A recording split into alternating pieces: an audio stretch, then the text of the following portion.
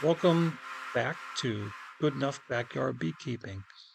We finally got out into the bee yard. It's mid-March. I have 3 hives that look like they're still alive. I never did my midwinter oxalic acid treatment, so we did that this past Friday. And then the following day, we checked the sample boards to see if there were any mite drops. I'm actually thinking about this might be the way I'm going to check mites this year. There's a win-win situation. One is it's treating mites whether they need it or not, and I can look at sample boards dropping through the screen bottom boards to basically check my mite loads. Now, the nice thing about doing this method is I don't have to find the queen. I don't have to kill any bees. I don't even have to open the hive. And it's getting close to opening the hive this time of year. We're starting to hit some days in the 60s, but I'm still not comfortable with going out and pulling frames yet. So watch the videos and you can see us using our new Lorob, not sure if I'm saying that right, but it got the Instavap Lite. And yeah, this thing's a game changer. A little bit expensive, but I really firmly believe in oxalic acid vaporization as a method of treating your bees. Now, one of the myths that I actually get kind of annoyed at when I hear is you can't use OIV when there's brood. Well, I call BS on that. And the reason I say you're killing mites, and as far as sampling goes, I'm sampling worker bees, nurse bees, and also drones if they're available.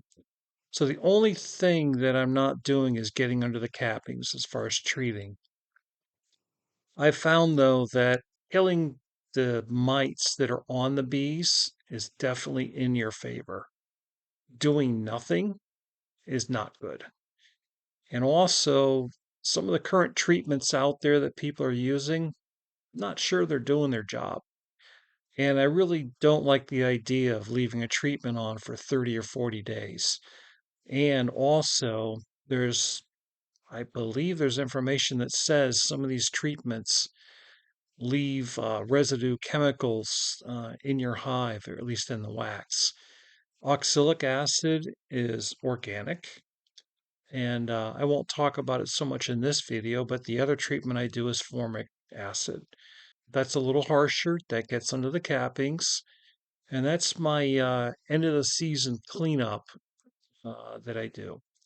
So watch the rest of the video. You can show us, or you can see us treating with this new Instavap Lite, showing you how easy it is. And then later on, I show you the results of the mite drops. So follow along. I almost forgot the most important part. Thank you, Nancy and Rich, for making this video possible.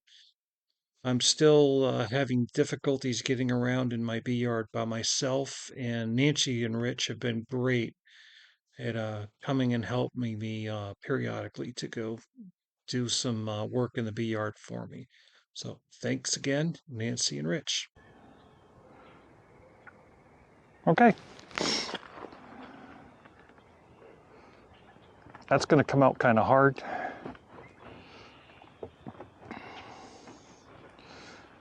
So why don't you bring that over here just to take a look at it. Not a lot of mites. Now come bring a little closer. So what we're looking at, these are wax cappings, so they're clearing off the wax cappings to eat. These are all hive beetles. Most of those probably got killed over the winter. Those little guys? Doesn't. Is it? They're a little black, unless they're just caps. They're I don't think that's just debris. I think so too. Yeah, I don't see any mites, but that's fine. So you can scrape that off and put a paper towel on it. And it doesn't have to be ultra clean because we're going to put a... Yeah, I know, but still. So turn that towards me. This is more for the audience, but I've been trying to tell people that you don't have to add material to make these sticky boards.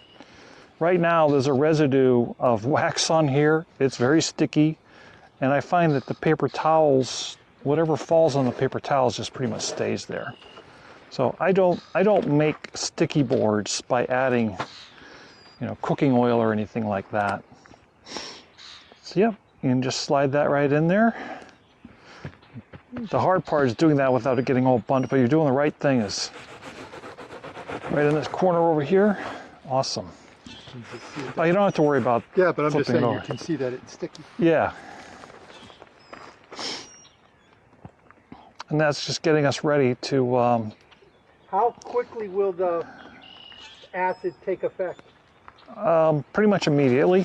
So we're going to go look at that. I'll tell you when I figure that out. It's the 20 volt and the 5 amp is best. How many hives do they say that'll work on? That battery will probably do about 20 hives. We're still blinking.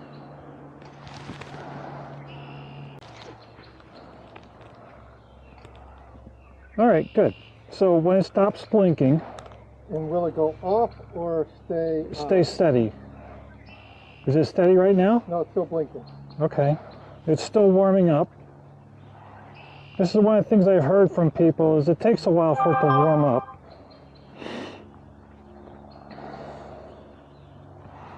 Sorry about my mask. My voice is a little muffled because I have a mask on. You do not want to breathe oxalic acid.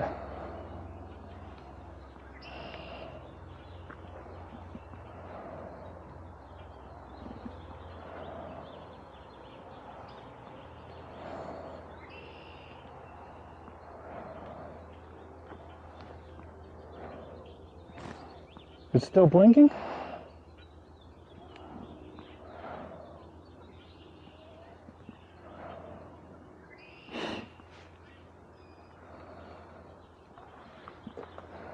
I can see smoke coming out. What's the light doing? Still blinking.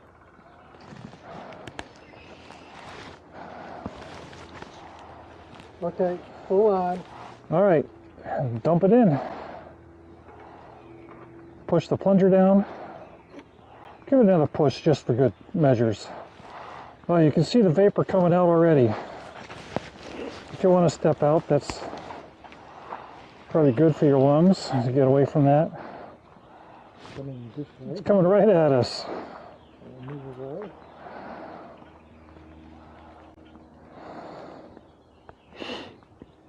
But it's putting a lot of vapor in there, though.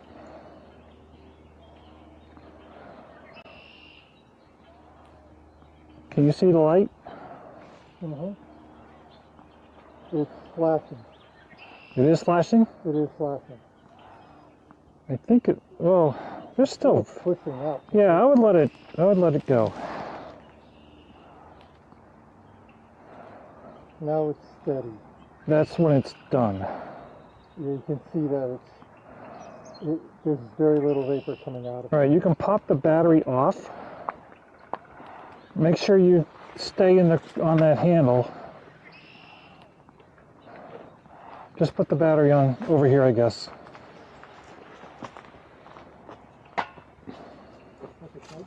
What? That's exciting. That was exciting? All right, you can take the vaporizer and just place it on top of the hive. It's the other way, straight up, like that. And pull the plunger out and just lay it down. Awesome.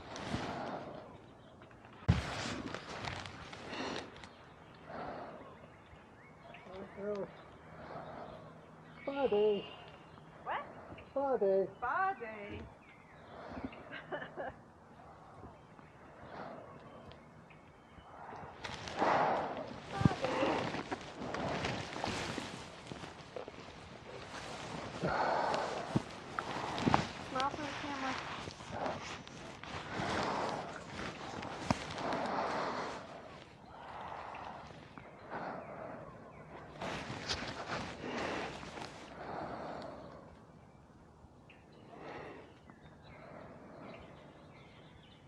I'll put the mouse guard back in. Okay, thank you. Good idea.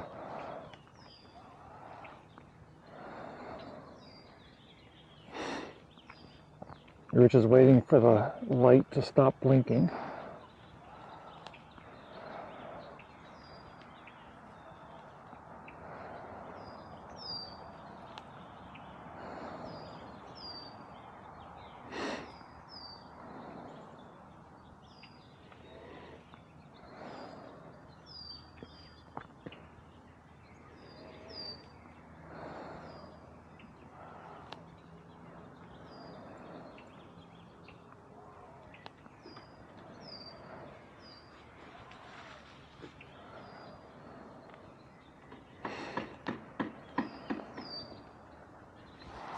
Rich, you want to grab the other plunger Yep. out of the box?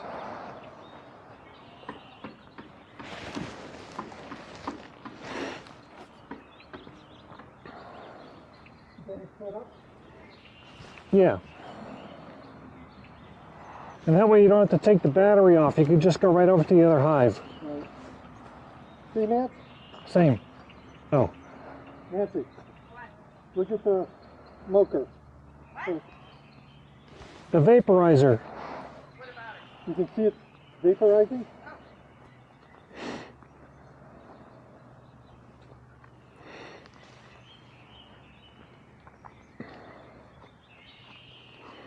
I think he likes it.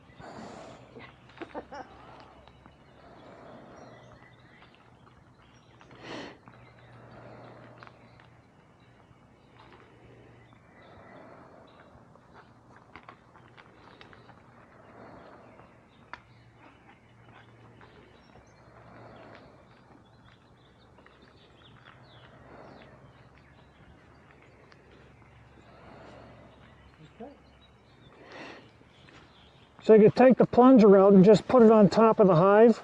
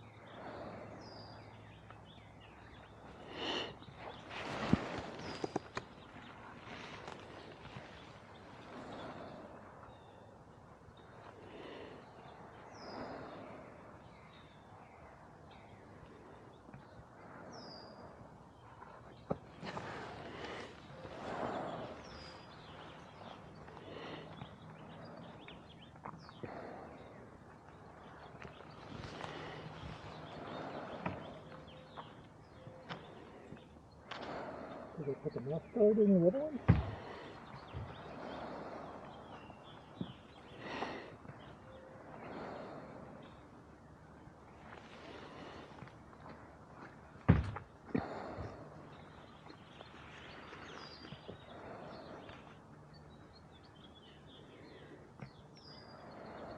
Oh, you put the mouse guard back in?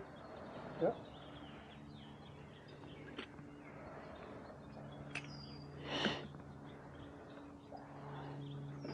And take the battery out.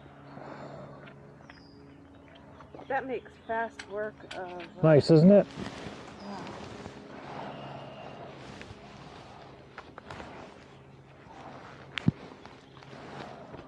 That's crazy. As you can see, I did not edit the video of us treating with the oxalic acid.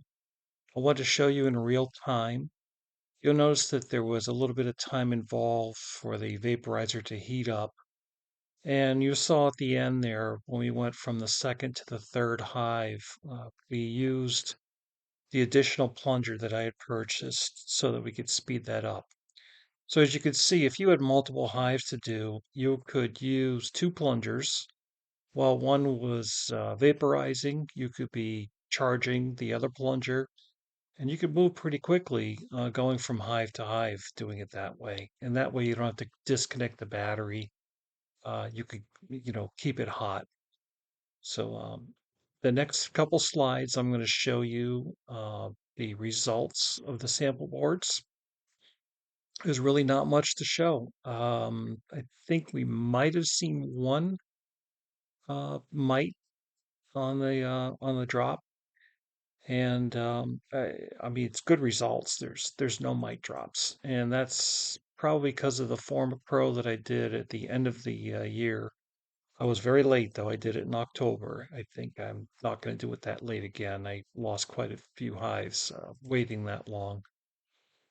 So I hope you enjoy this video. I'll show you quick snapshots of the mite drops.